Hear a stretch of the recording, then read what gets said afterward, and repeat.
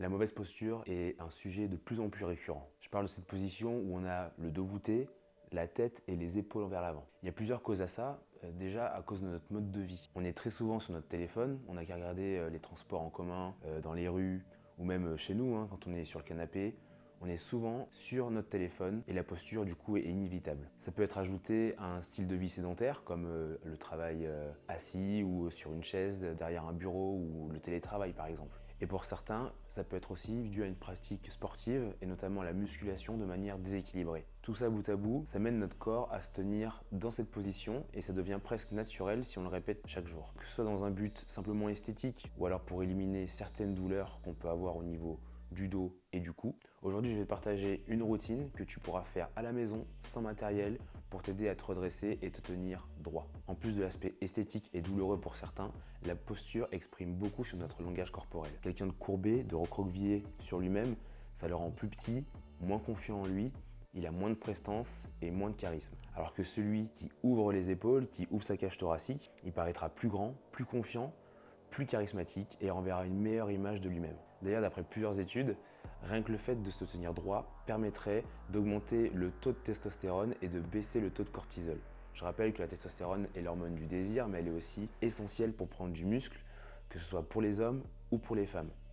En plus, elle permet d'avoir plus confiance en soi, contrairement au cortisol qui est l'hormone du stress et de la peur. Tout ça pour dire que le langage du corps a un impact direct sur notre système hormonal, notre santé mentale et donc notre bien-être en général. Donc aujourd'hui, on va voir un peu plus en détail les 4 caractéristiques principales d'une mauvaise posture. Et je vais te montrer plusieurs exercices de mobilité, d'étirement et de renforcement pour corriger ça. La première caractéristique est d'avoir les épaules en avant.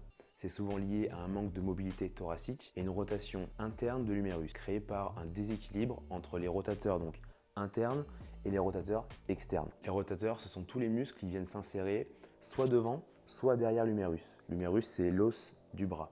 Et ils vont nous faire donc ramener l'épaule soit en avant, soit en arrière. Ceux qui nous tirent en avant, il y en a 6. Il y a le grand pectoral, il y a le deltoïde antérieur, il y a le long biceps, il y a le subscapulaire et il y a aussi le grand rond et le grand dorsal. Pendant longtemps, je pensais que le fait de faire des tirages à la verticale, ça allait m'ouvrir la cage thoracique et me tenir plus droit, mais en fait pas du tout. Parce que le fait de faire des tirages verticaux, ça nous fait travailler le grand dorsal. Et donc comme le grand dorsal vient s'insérer sur l'humérus, ça nous fait tirer vers l'avant. Pour ce qui est des rotateurs externes, il y en a seulement 2.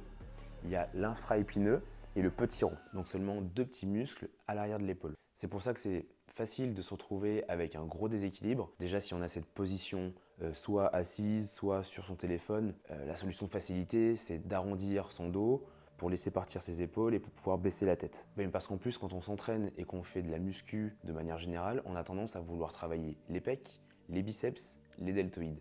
Donc en gros, on travaille beaucoup plus les rotateurs internes. En termes de recrutement musculaire, c'est déjà plus facile à solliciter. Et en plus, on va faire plus d'exercices qui les sollicitent par rapport aux rotateurs externes. Du coup, ça nous amène à la deuxième caractéristique qui est d'avoir le dos voûté. Comme les épaules partent en avant, ça étire les rotateurs externes qui sont derrière et donc ça étire les omoplates et ça voûte le dos. La troisième caractéristique, c'est qu'avec les épaules en avant, le dos voûté, le cou va aussi partir en avant. Chaque mauvaise posture est généralement liée à l'autre. Le corps essaye de s'adapter et de compenser chaque posture les unes des autres.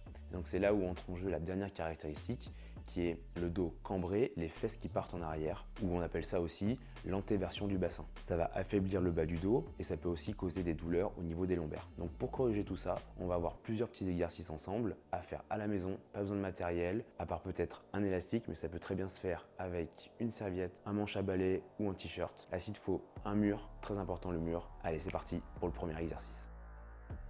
Donc pour toute la première partie des exercices, on va vouloir retrouver de la mobilité et de la souplesse au niveau des épaules et de la cage thoracique. Le mieux est de le faire avec un élastique, mais si tu n'en as pas, tu peux utiliser une serviette, un t-shirt, un manche à balai, peu importe. Commence par faire des rotations de bas en haut, toujours bras tendus en partant des cuisses et tu vas chercher à aller de plus en plus loin vers l'arrière jusqu'à pouvoir faire un tour complet, comme un grand cercle en partant des cuisses jusqu'aux fesses. Tu peux commencer très large pour avoir plus de facilité au début et resserrer au fur et à mesure les prises. Ce mouvement peut aussi te servir d'échauffement en plus de ton échauffement habituel. Ce mouvement est parfait pour une meilleure rotation des épaules, pour une meilleure mobilité de la cage thoracique et va aussi détendre tes muscles, donc rotateurs internes. Tu peux faire 3 ou 4 séries de 15 à 20 répétitions à amplitude complète par exemple. Deuxième exercice, on va continuer à chercher à ouvrir sa cage thoracique en détendant le grand et le petit pectoral. On aura simplement besoin d'un mur. Dans un premier temps, on peut placer sa paume de main à plat contre le mur, bras tendus, et on va rapprocher notre épaule du mur tout en tournant légèrement vers l'extérieur, juste assez pour ressentir que ça tire au niveau de l'épaule et du pec.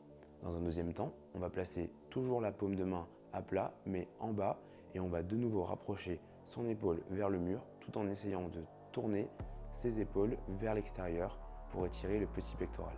Tu peux faire 2 ou 3 séries de 20 à 30 secondes d'étirement par exercice et par bras, en faisant bien attention à ne pas trop forcer et en cherchant surtout les sensations. Pour le troisième exercice, c'est de loin mon préféré, avec lequel j'ai les meilleures sensations. Donc toujours dans le but d'ouvrir la cage thoracique et d'améliorer notre souplesse au niveau des rotateurs, on va se placer dos au mur, faire des grands arcs de cercle en partant des cuisses jusqu'en haut. Il faut se placer le plus à plat possible, dos au mur, le regard fixé au loin, vers l'avant, coller ses fesses et ses omoplates contre le mur et garder les bras tendus. Les paumes de main, on regarde vers l'avant et le dessus de la main est donc collé au mur. Le mouvement doit être lent et contrôlé. Ça peut être dur au début, surtout si on n'a pas l'habitude, mais on sent directement une meilleure posture et une sensation d'avoir une meilleure respiration juste après. Tu peux faire cet exercice sur 3 ou 4 séries, sur 15 à 20 répétitions.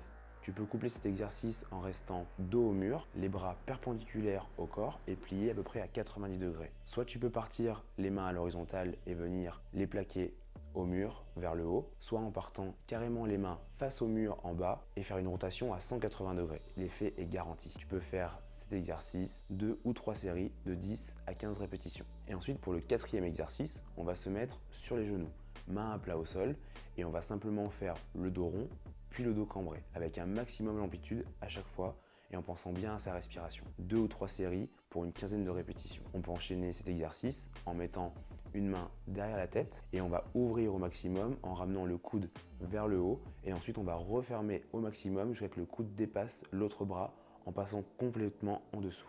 En faisant 2 ou 3 séries, une dizaine de répétitions par côté à chaque fois. Pour le prochain exercice, on passe plus sur du renforcement qui va nous aider à toujours un peu plus ouvrir notre cage thoracique et ouvrir nos épaules en faisant un peu comme du gainage Superman, de manière dynamique. On peut combiner entre positions statiques, en gardant les bras devant, ou alors en jouant un peu avec nos bras, en allant chercher à ramener les mains au niveau des cuisses, s'arrêter les bras perpendiculaires au corps, un peu comme une croix, et ensuite en créant des contractions pour rapprocher nos omoplates, et on peut aussi relever la tête et les bras.